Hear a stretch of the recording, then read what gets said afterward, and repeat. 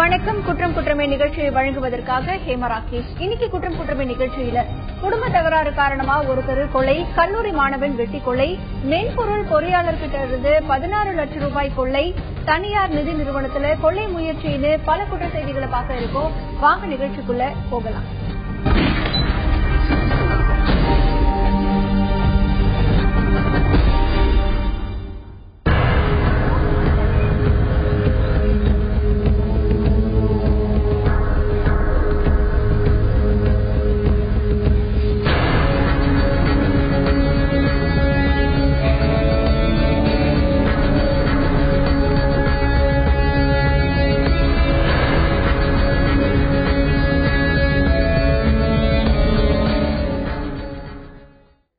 காட்சிக்கான செய்தியை நிகழ்ச்சியோட இறுதியில பார்க்கலாம். அதுக்கு முன்னாடி கொலை சம்பந்தமான செய்திகளை முதல்ல பார்க்கலாம்.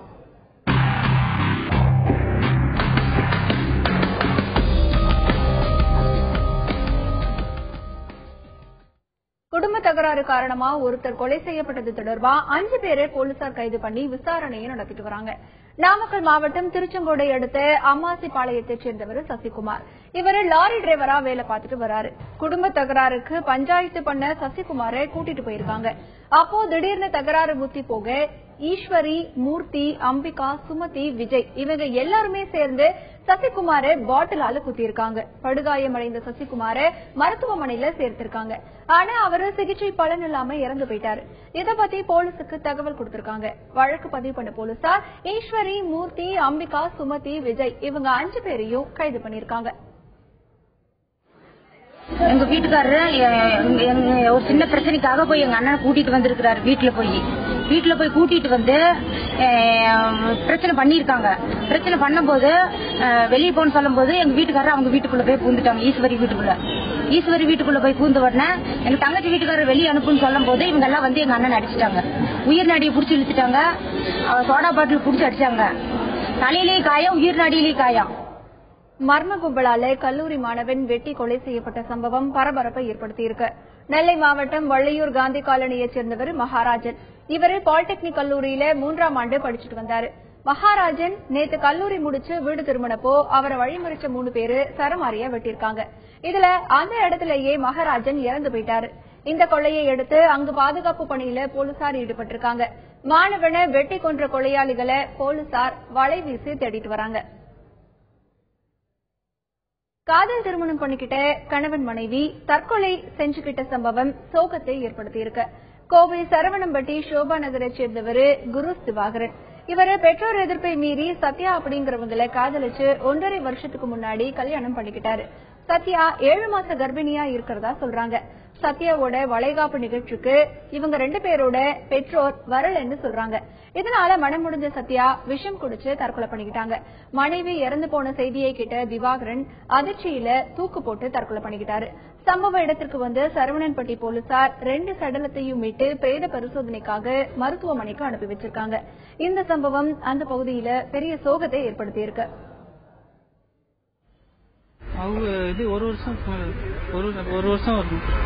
குடும்பத்தில் இல்ல அப்படின்னா எதுவும் தெரியல. நான் போன் அடிச்சு சொன்னதான் வந்தேன். எனக்கு எதுவும் தெரியாது. ஆனா நல்லா தான் இருந்தாங்கன்னு சொல்லி எல்லாருமே. புதுச்சேரி அரவிந்தர் ஆசிரமத்திலிருந்து வலுக்கட்டாயமா வெளியேற்றப்பட்ட பெண்களை 3 பேரு கடல்ல குதிச்சு தற்கொலை பண்ண சம்பவத்தை தொடர்ந்து அந்த ஆசிரமத்திற்கு பலத்த போலீஸ் பாதுகாப்பு போடப்பட்டிருக்கு. புதுச்சேரி அரவிந்தர் ஆசிரமத்தில் பெற்றோருடன் வசிச்சுட்டு வந்த பீகாரை சேர்ந்த 5 சகோதரிகள் 17ஆம் தேதி அங்கிருந்து வலுக்கட்டாயமா வெளியேற்றப்பட்டாங்க.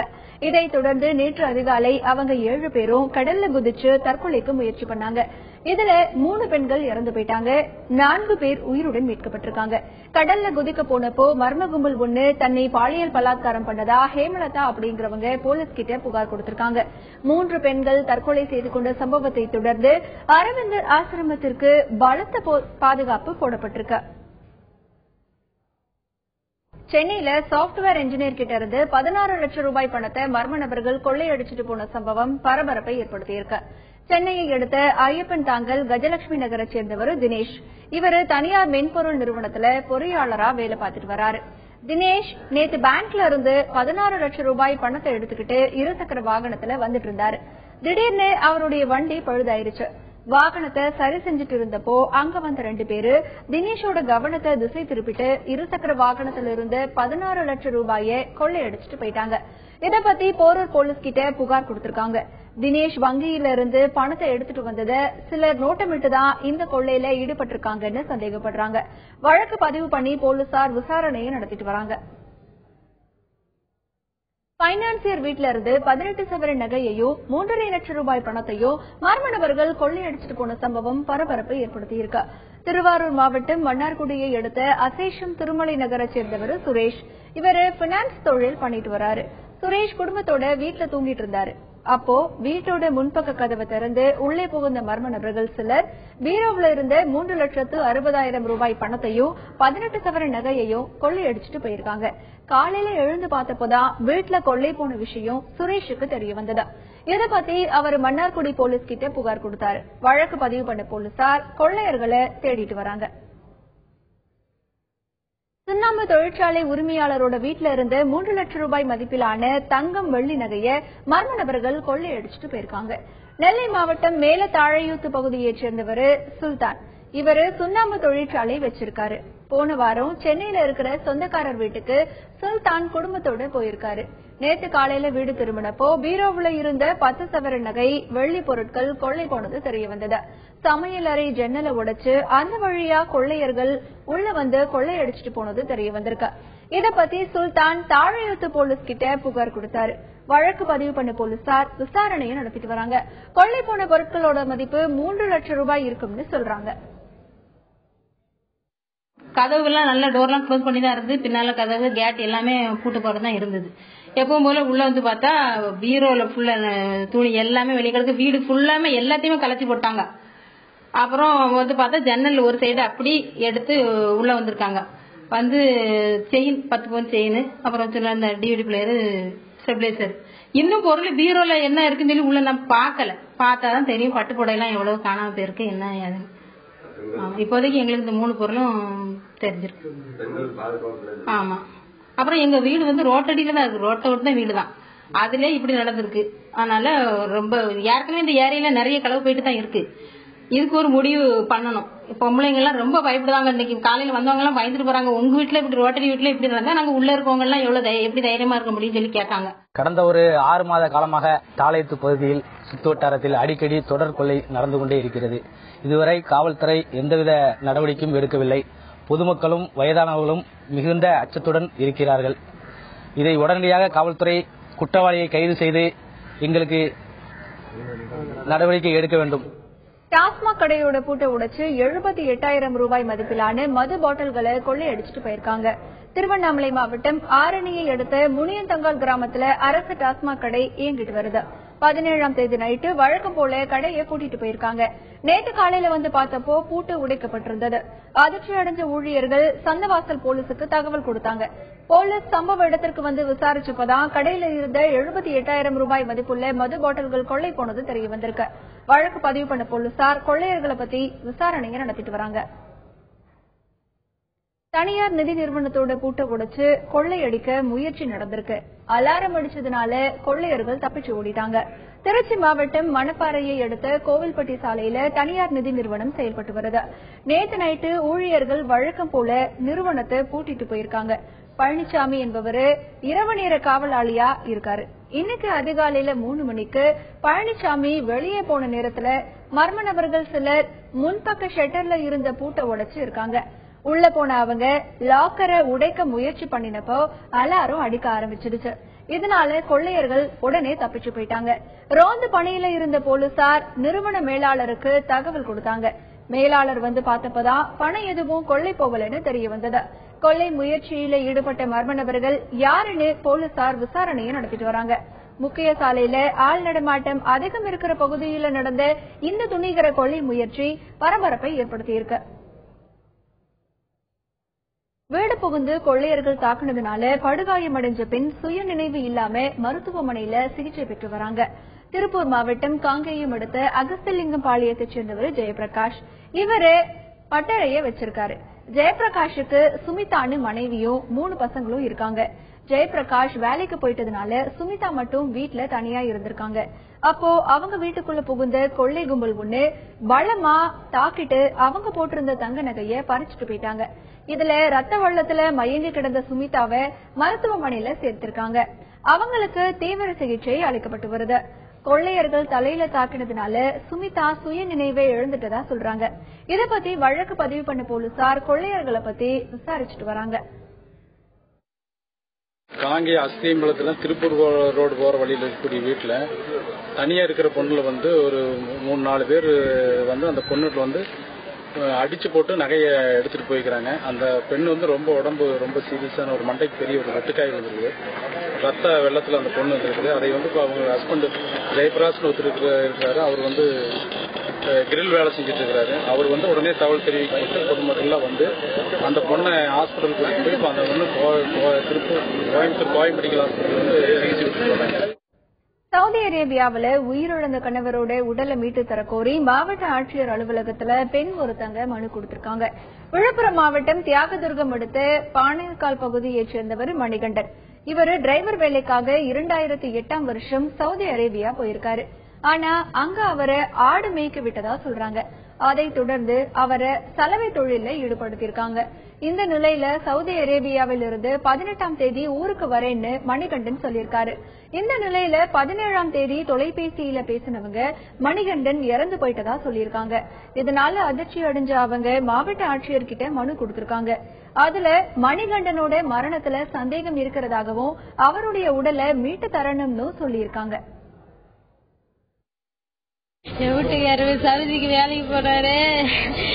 டிரைவரா போனாருப்பா ஆடு மேய்க்க வச்சு. அது செலவு வேலை செய்யணும். 6 மாசமா நல்லா இருக்குதுன்னு சொன்னது. நேற்று எல்லாம் போன் பேசுனாங்க. நல்லா இருக்குது வீட்டுக்கு டிக்கெட் அடிச்சுன்னு சொன்னாங்களே. நேற்று போன வரல ஒண்ணு வரல. சாயங்காலம் 5 மணிக்கா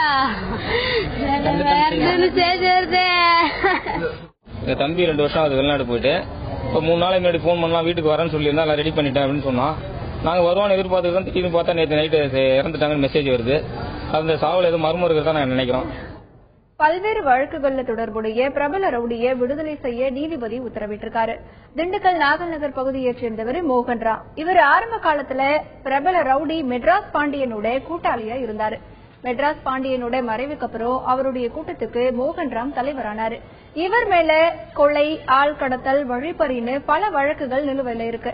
ஆனா 6 மாசத்துக்கு முன்னாடி சிதம்பரத்துல ஒரு வீட்டுல நாட்டு வெடிகுண்டு வெடிச்சது தொடர்பா மோகன்ராமை போலீசார் கைது பண்ணாங்க. அந்த வழக்குல அவர் கடலூர் மத்திய சிறையில அடைக்கப்பட்டிருக்காரு. இந்த நிலையில திண்டுக்கல்ல கத்தி முனையில பணம் பறிக்க முயற்சி பண்ண வழக்கு திண்டுக்கல் நீதிமன்றத்துல நடந்து வந்துச்சு. வழக்கை விசாரிச்ச நீதிபதி கருணாநிதி ரவுடி மோகன்ராமை விடுதலை செய்ய உத்தரவிட்டார். இதையடுத்து பலத்த போலீஸ் பாதுகாப்போடு கடலூர் மத்திய சிறைக்கு போலீசார் அவரை கொண்டு போனாங்க.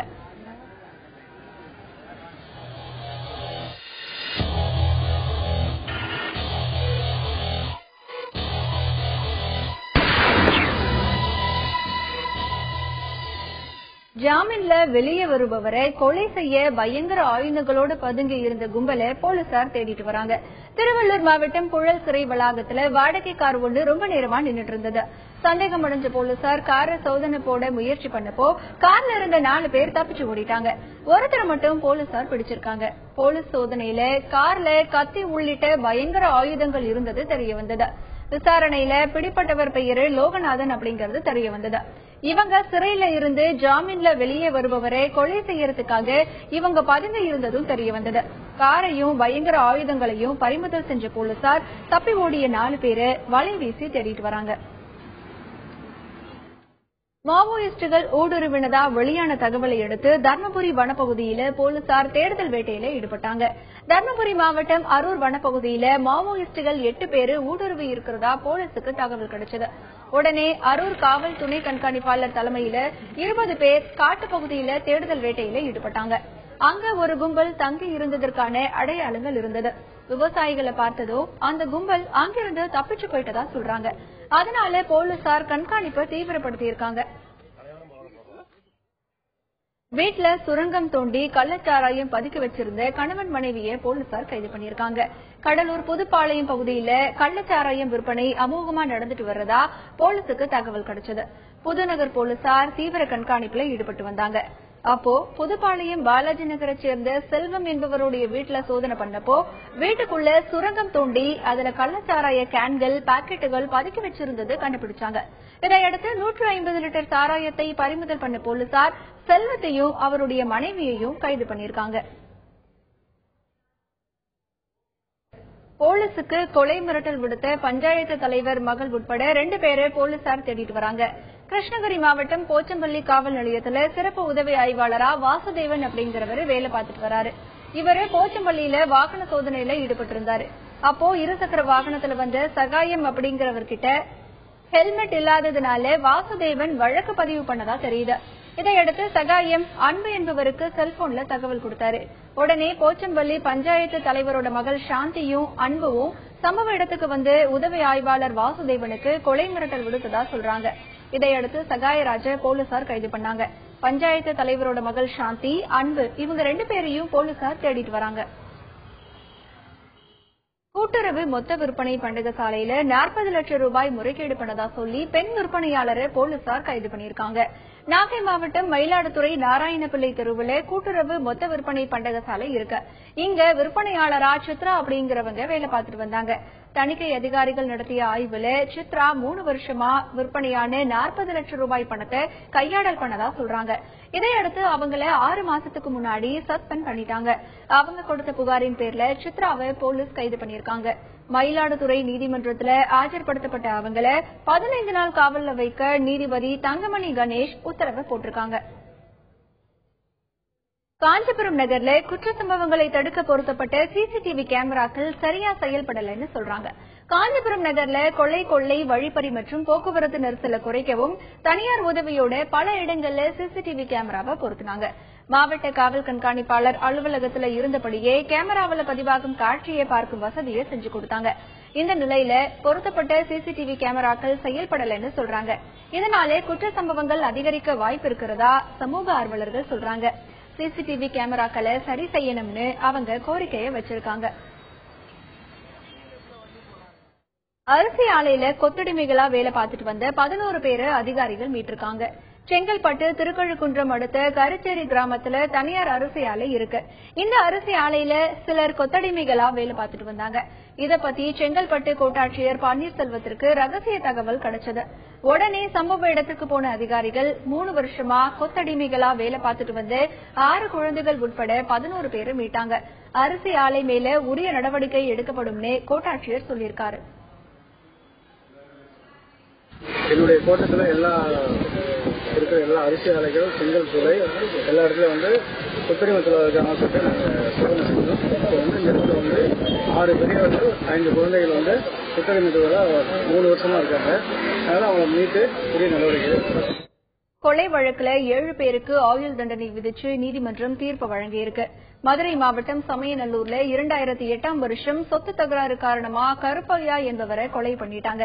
இது தொடர்பா கருப்பையாவோட உறவினர்கள் சேர்வை, மாரி, குருநாதன், மாசானம், ரவி, கிருஷ்ணன், சங்கரன் இவங்க மேல போலீசார் வழக்கு பதிவு பண்ணாங்க.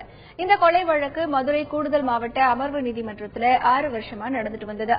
வழக்கை விசாரிச்ச நீதிபதி ஸ்ரீனிவாசன் குற்றம் சாட்டப்பட்ட 7 பேருக்கும் ஆயுள் தண்டனையையும் 5000 ரூபாய் அபராதமும் விதிச்சு தீர்ப்பு வழங்கினார். திருமண உதவித்தொகைக்கு 5000 ரூபாய் லஞ்சம் வாங்கிய கோட்ட அலுவலக பெண் கணக்காளரை லஞ்ச ஒழிப்பு போலீசார் கைது பண்ணிருக்காங்க. திருச்சி பாலக்கரை பகுதியில அரியமங்கலம் கோட்ட அலுவலகம் இயங்கிட்டு வருது. இந்த அலுவலகத்துல ஜெயலட்சுமி அப்படிங்கிறவங்க கணக்காளரா வேலை பார்த்துட்டு வராங்க. கவிதா அப்படிங்கிறவங்க திருமண உதவித்தொகை கேட்டு விண்ணப்பம் கொடுத்திருக்காங்க. இவங்க கிட்ட ஜெயலட்சுமி 5000 ரூபாய் லஞ்சம் கேட்டதா தெரியுது. இத பத்தி அவங்க லஞ்ச ஒழிப்பு போலீஸ் கிட்ட புகார் கொடுத்தாங்க. இதையடுத்து அந்த அலுவலகத்துல போலீசார் நடத்திய சோதனையில ஜெயலட்சுமி கிட்ட இருந்து கவிதா கொடுத்த 5000 ரூபாய் பணத்தை பறிமுதல் பண்ணாங்க. அதைத் தொடர்ந்து ஜெயலட்சுமியை போலீசார் கைது பண்ணாங்க. விவாகரத்து கேட்டு கணவன் கொடுத்த தொந்தரவை தாங்க முடியாம மனமுடைந்த மனைவி தற்கொலை முயற்சி பண்ணிருக்காங்க. தூத்துக்குடி வடக்கு காட்டன் ரோட்டை சேர்ந்தவர் சாகுல் ஹமீத். இவரு சாப்ட்வேர் என்ஜினியரா சிங்கப்பூர்ல வேலை பார்த்துட்டு வராரு. இவருக்கு ஷபீனானு மனைவியும் ஒரு ஆண் குழந்தையும் இருக்காங்க. ஒரு மாசத்துக்கு முன்னாடிதான் சாகுல் ஹமீத் அவருடைய மனைவிய தூத்துக்குடியில விட்டுட்டு சிங்கப்பூர் போயிட்டாரு. இந்த நிலையில நேத்து காலையில ஷபீனா வீட்டுல மயங்கிய நிலையில கிடந்தாங்க. இத பார்த்து அதிர்ச்சி அடைந்த குடும்பத்தினர் அவங்கள மருத்துவமனையில சேர்த்திருக்காங்க. அங்க அவங்களுக்கு தீவிர சிகிச்சை அளிக்கப்பட்டு வருது. போலீஸ் விசாரணையில கணவர் சாகுல் ஹமீத் விவாகரத்து கேட்டு வற்புறுத்தினதா சொல்றாங்க. இதனால மனமுடைஞ்ச ஷபீனா அளவுக்கு அதிகமா தூக்க மாத்திரை சாப்பிட்டு தற்கொலை முயற்சி பண்ணது தெரிய வந்திருக்கு. இவங்களுக்கு கொலை மிரட்டல் விடுத்த சாகுல் ஹமீதோட சகோதரர் முகைதீன் மற்றும் அவருடைய நண்பர்கள் 2 பேரை போலீசார் கைது பண்ணிருக்காங்க. நிகழ்ச்சியோட தொடக்கத்துல பார்த்த காட்சிக்கான செய்தியை இப்ப பார்க்கலாம். இளைஞர் மர்மமான முறையில இறந்து கிடந்தது தொடர்பா போலீசார் விசாரணையை நடத்திட்டு வராங்க. புதுக்கோட்டையை அடுத்த பெருஞ்சனி கிராமத்துல இருக்கிற புளிய மரத்துல அடையாளம் தெரியாத இளைஞர் தூக்குல சடலமா தொங்கிட்டு இருந்தாரு. இத பார்த்தவங்க போலீசுக்கு தகவல் கொடுத்தாங்க. சம்பவ இடத்திற்கு வந்த போலீசார் சடலத்தை மீட்டு பரிசோதனைக்காக புதுக்கோட்டை அரசு மருத்துவமனைக்கு அனுப்பி வச்சாங்க. விசாரணையில சடலமா மீட்கப்பட்டவரு காஞ்சிபுரம் மாவட்டத்தை சேர்ந்த ஏழுமலைன்னு தெரிய வந்தது. இவரு புதுக்கோட்டை மாவட்டத்துல தங்கி வேலை பார்த்துட்டு வந்திருக்காரு. ஏழுமலைக்கு ராதிகான்னு மனைவி இருக்காங்க. ஏழுமலையா தூக்கு போட்டு தற்கொலை பண்ணிக்கிட்டாளா இல்ல இவரை யாராவது அடிச்சு கொலை பண்ணிட்டாங்களான்னு போலீசார் விசாரணையை நடத்திட்டு வராங்க. இத்துடன் குற்றம் குற்றமே நிறைவடைகிறது. மீண்டும் அடுத்த நிகழ்ச்சியில் சந்திக்கலாம்.